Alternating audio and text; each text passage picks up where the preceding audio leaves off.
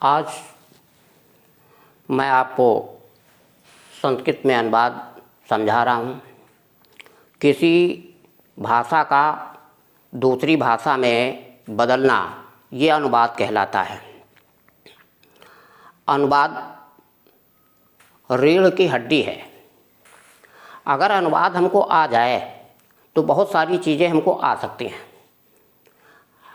अगर अनुवाद हम अच्छी तरीके से बना लेते हैं तो हमें किसी विषय पर 10, 15, 20 वाक्य लिखने में किसी प्रकार की कोई हिचकिचाहट, कोई समस्या नहीं होगी।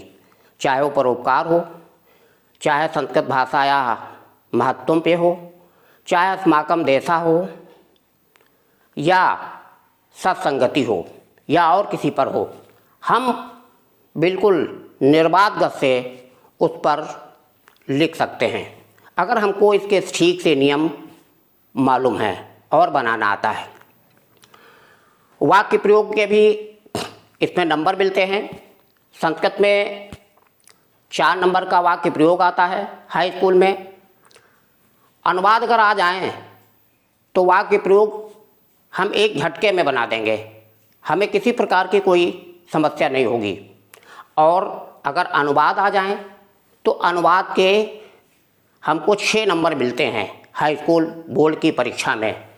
तो ये कुल मिला करके 8 नंबर का निबंध होता है, 4 नंबर के वाक्य प्रयोग होते हैं, 8 और 4 12, और 6 नंबर का हमारा अनुवाद होता है। तो 8, 4, 12 और 6, 18 नंबर हमारे इसके हो गए। बाकी अगर अनुवाद हमको आ रहा है तो हम और बहुत सारी चीज़ों को कवर कर लेंगे।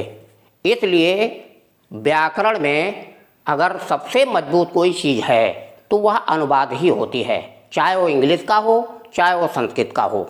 इसलिए हमको अनुवाद बहुत अच्छी तरीके से आने चाहिए। यदि अनुवाद नहीं आए तो फिर हम बहुत पीछे रह जाएंगे, हम किसी विषय पर बोल नहीं सकते।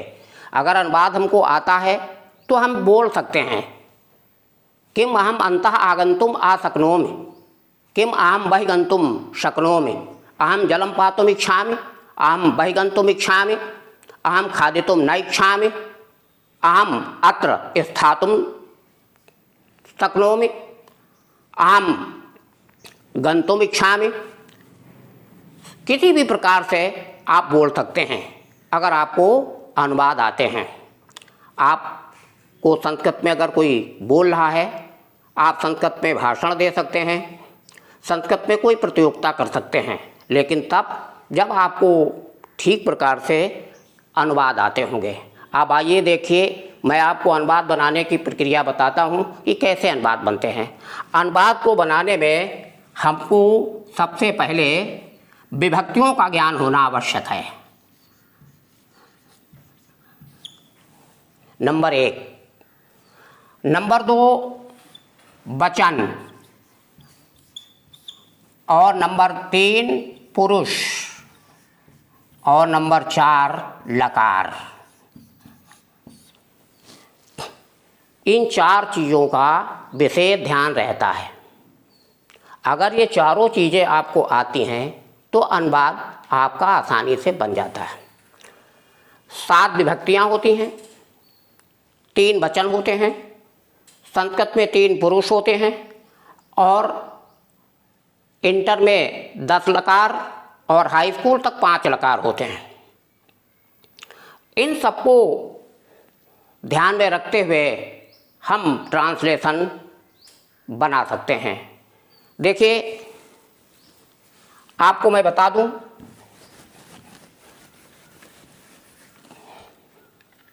जैसे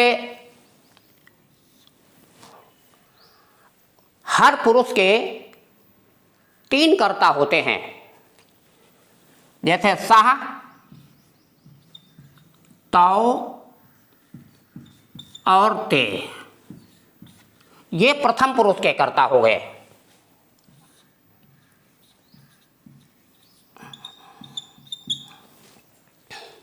सह माने वह, तौ माने वह दोनों, ते माने वह सब। इनके साथ में जो क्रियाएं लगती हैं, इसके बाद मध्यम पुरुष,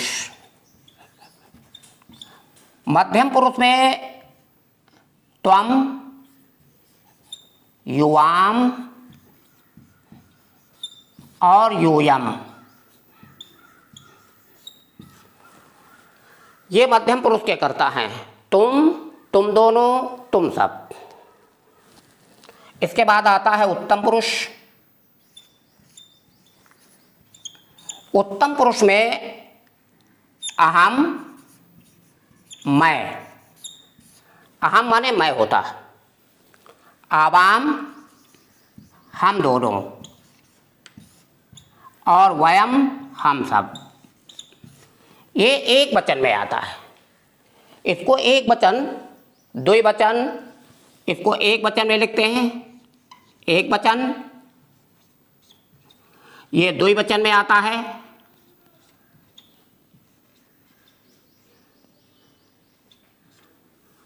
और ये आपका बहुवचन में आता है। एक वचन, दो वचन और बहुवचन में इस तरीके से चलते हैं। प्रथम पुरुष वह होता है जब हम अपनी बात किसी अन्य व्यक्ति के को कहते हैं, उसको प्रथम पुरुष कहते हैं। मध्यम पुरुष जब सामने उपस्थित व्यक्ति के विषय में कुछ कहते हैं, तुम दोनों, तुम सब, उसे मध्यम पुरुष कहते हैं। और जब स्वयं अपने विषय के बारे में कुछ कहते हैं तो उसे उत्तम पुरुष कहते हैं। हम, मैं, हम दोनों, हम सब। पहले शुरुआत मैं से होती है, फिर हम दोनों से, और फिर हम सब। मैं और मैं दोनों नहीं होता, मैं के बाद अहम आ जाता है, और फिर यानी हम दोनों और अहम, मैं और हम दोनों और हम सब। इस तरीके से ये आपका जो है वो सर्वनाम का चार्ट है।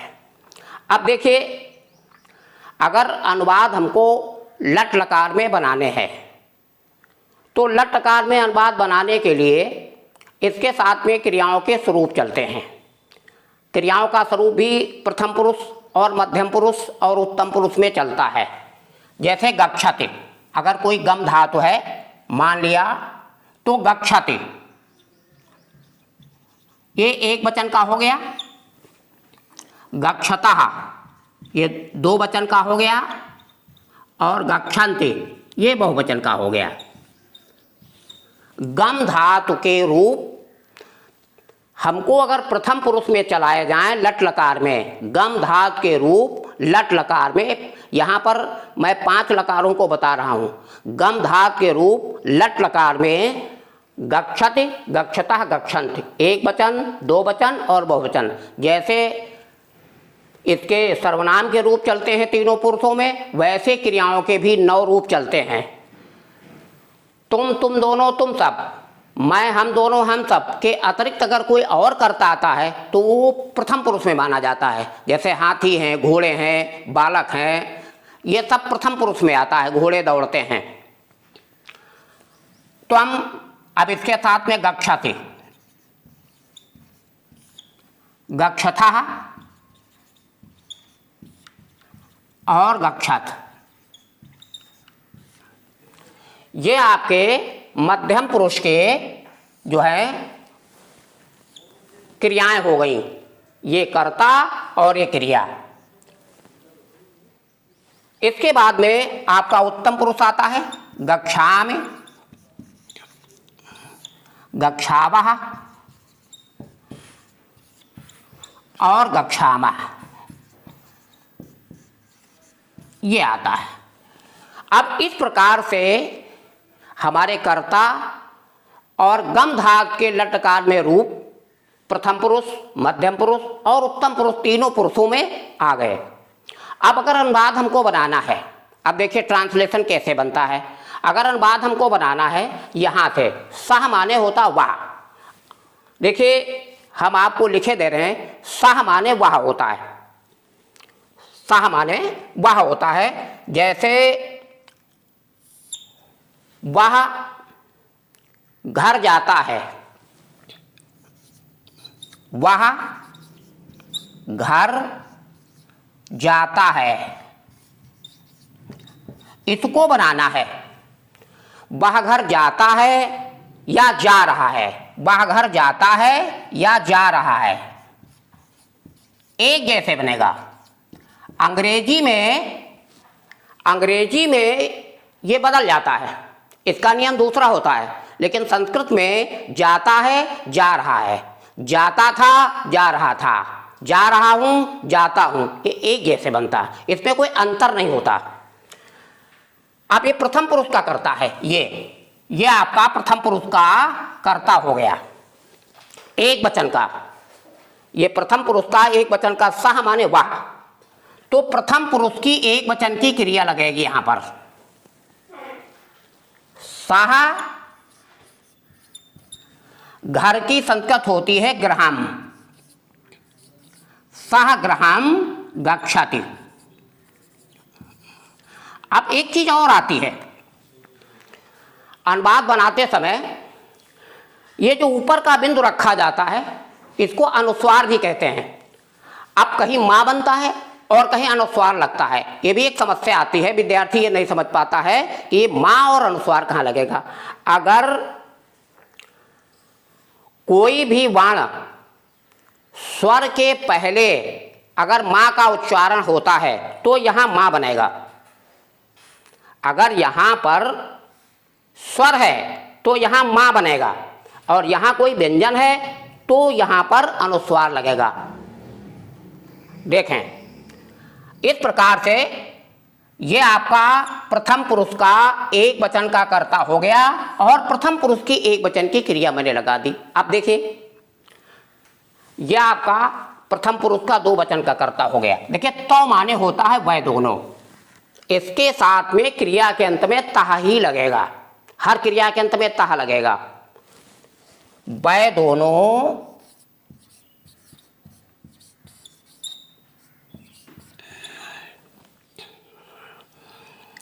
आम खाते हैं, आम खाते हैं, वह दोनों आम खाते हैं, वह दोनों आम खा रहे हैं, एक जैसे बनेगा। वह दोनों आम खाते हैं, या शुरू करो फिर मिटा दें इसको। अब देखिए,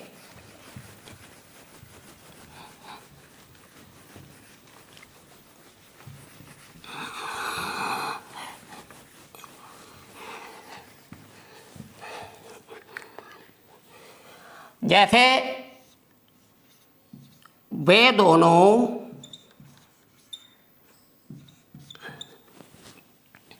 आज खेल रहे हैं, खेल रहे हैं,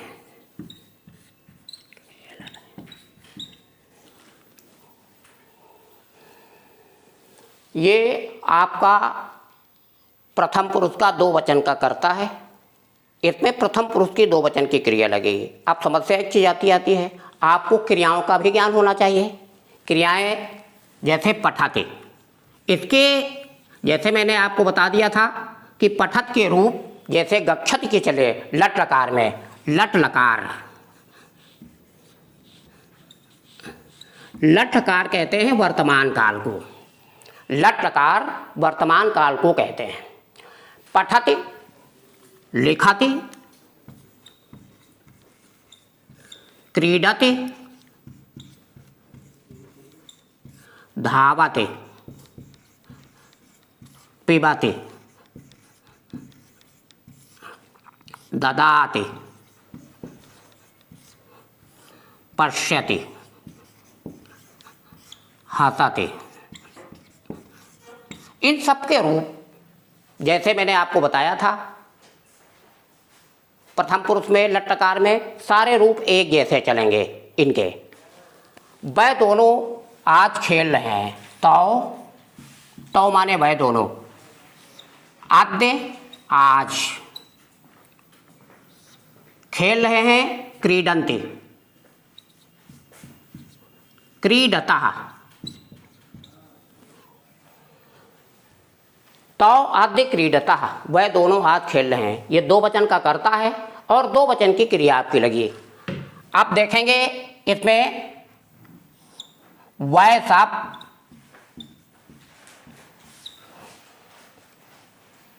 क्या खा रहे हैं, क्या खा रहे हैं। अब ये प्रश्नवाचक है, वह सब क्या खा रहे हैं, बहुवचन में। ये प्रथम पुरुष का बहुवचन का है, तो प्रथम पुरुष के बहुवचन की क्रिया लगेगी। देखिए, ते माने वह सब, ते किम। अब यहाँ पर खादंती लगेगा, तो यहाँ पर किम में ये जो आप माँ लिखते हैं ये नहीं लिखा जाएगा, ये गलत है। खादंती, यहाँ पर ये अनुस्वार लगेगा, ते किम खादंती, क्योंकि ये आपका जो है व्यंजन है, इसलिए यहाँ पर जो है ते किम खादंती, यहाँ पर ये आ जाएगा। आप देखेंगे इसके बाद आपका, आप देखते होंगे मध्यम पुरुष चालू होता है। अब जब मध्यम पुरुष चालू होता है तो मध्यम पुरुष की क्रियाएं लगेंगी। मध्यम पुरुष में क्या होता है, तुम पत्र लिखते हो, तुम पत्र लिखते हो। अब तुम पत्र लिखते हो, तुम की संस्कृत जो होती है त्वम होती है, त्वम। पत्र की पत्रम, लिखति लिखते हो। ये मध्यम पुरुष का कर्ता हो गया, यहां पर मध्यम पुरुष की क्रिया का प्रयोग किया गया। आप देखेंगे इसके बाद ये एक वचन का है, तुम दोनों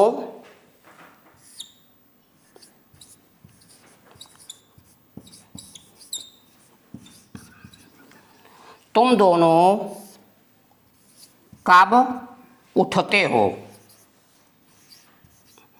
उठते हो। अब ये प्रश्नवाचक आ गया। उठने की संस्कृत होती है उत्तिष्ठति, उत्तिष्ठति। ये उत्तिष्ठति माने उठता है, तिष्ठति माने बैठता है। तुम दोनों कब उठते हो, ये मध्यम पुरुष का दो वचन का वाक्य है। अब यहाँ पर मध्यम पुरुष के दो वचन की क्रिया आपको लगानी है। क्रिया के अंत में क्या होगा, ये आपको मैंने पहले बता दिया था, युवाम, तुम दोनों, कदा। अब देखिए यहाँ पर का है, इसलिए यहाँ पर अनुस्वार लग गया। कदा उत्तिष्ठ था, और प्रश्नवाचक है, तुम दोनों कब उठते हो। अब इसके बाद मध्यम पुरुष का बहुवचन का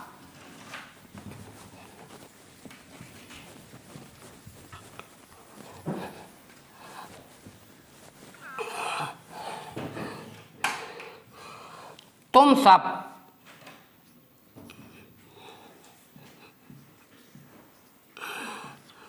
क्यों दौड़ते हो, क्यों दौड़ते हो। देखिए, तुम सब क्यों दौड़ते हो, ठीक। तुम सब क्यों दौड़ते हो। कुछ ऐसे शब्द होते हैं जो अव्यय होते हैं, उनकी हिंदी आनी चाहिए। जैसे कदा, कदा माने कब, किम, किम माने क्या, किमर्थम, किमर्थम माने क्यों। इसी तरीके से कुतः, कुतः माने कहाँ से। ये अव्यय शब्द होते हैं, इनकी हिंदी आनी चाहिए। बीच में आ जाते हैं, कब पढ़ता है, किस लिए पढ़ता है, क्यों पढ़ता है, कहाँ पढ़ता है, दोनों ओर, चारों ओर, इनकी हिंदी भी आनी चाहिए। अब देखेंगे, तुम सब क्यों दौड़ते हो, यूयम किमर्थम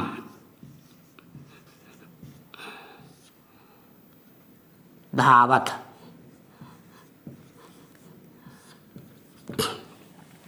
दोनों में अनुस्वार लगा है, यहाँ भी और यहाँ भी।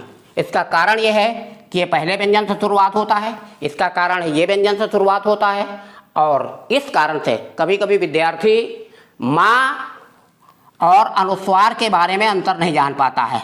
माँ और अनुस्वार कहाँ लगेगा, ये है। अगर इधर का वर्ण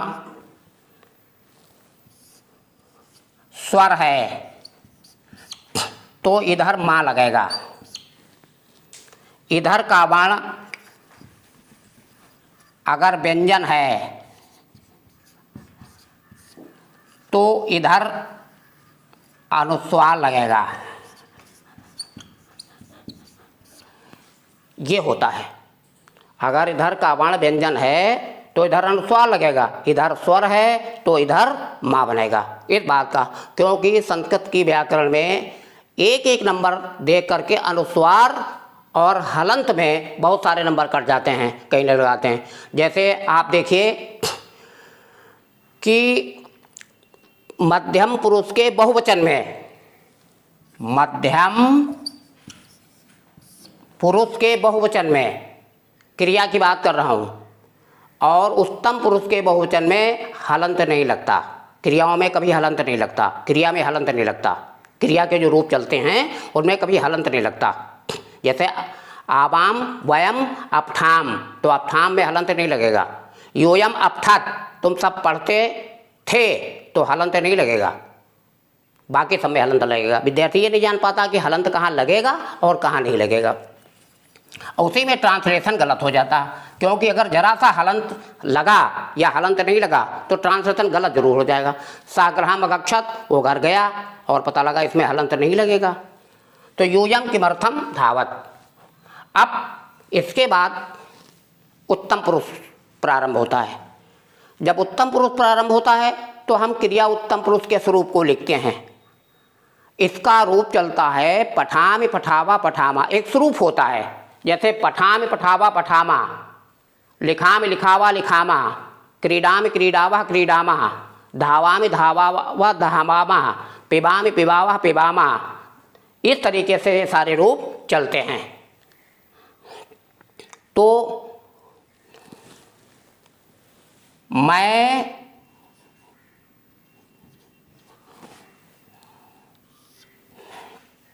सत्य बोलता हूँ,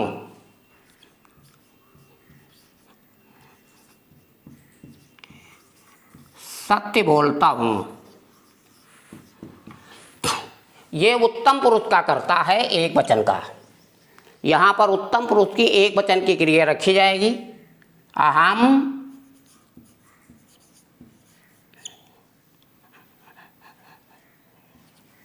सत्यम वदामि,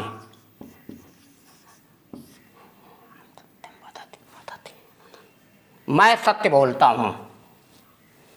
हम दोनों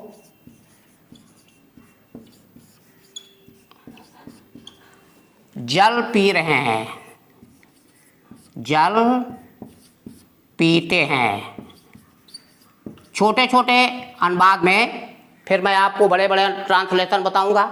हम दोनों जल पीते हैं, हम दोनों कर्ता हो गया, जल हमारा कर्म हो गया, और पीते हैं एक क्रिया हो गई।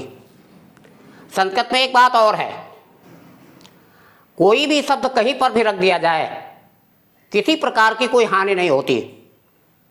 चाहे हम अत्र निवसाम लिख दें, चाहे आप इसको पहले लिख दें, चाहे अहम आवाम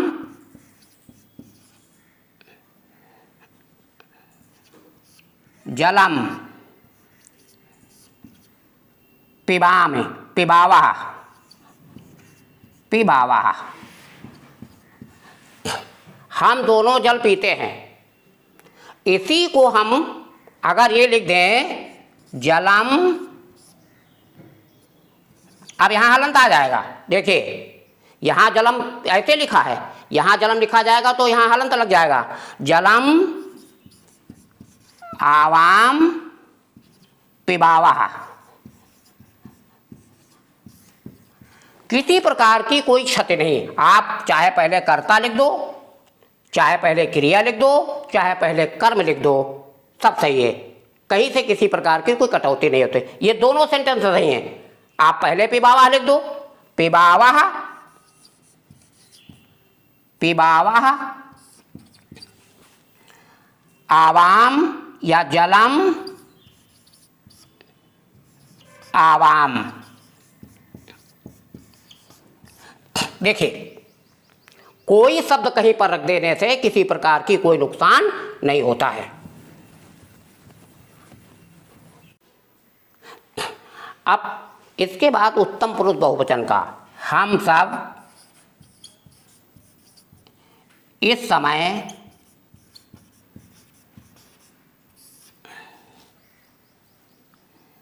अंग्रेजी पढ़ते हैं।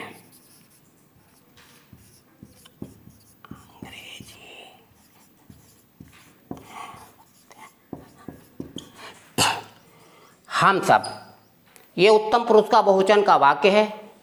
हम सब की संस्कृत होती है वयम।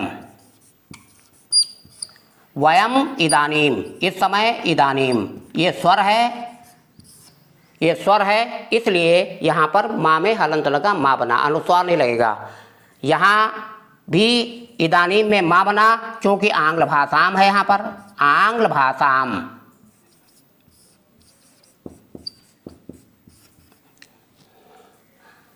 पठामा। इस तरीके से हमारे जो लट लकार के अनुवाद हैं वो बनते हैं। ये अनुवाद मैंने आपको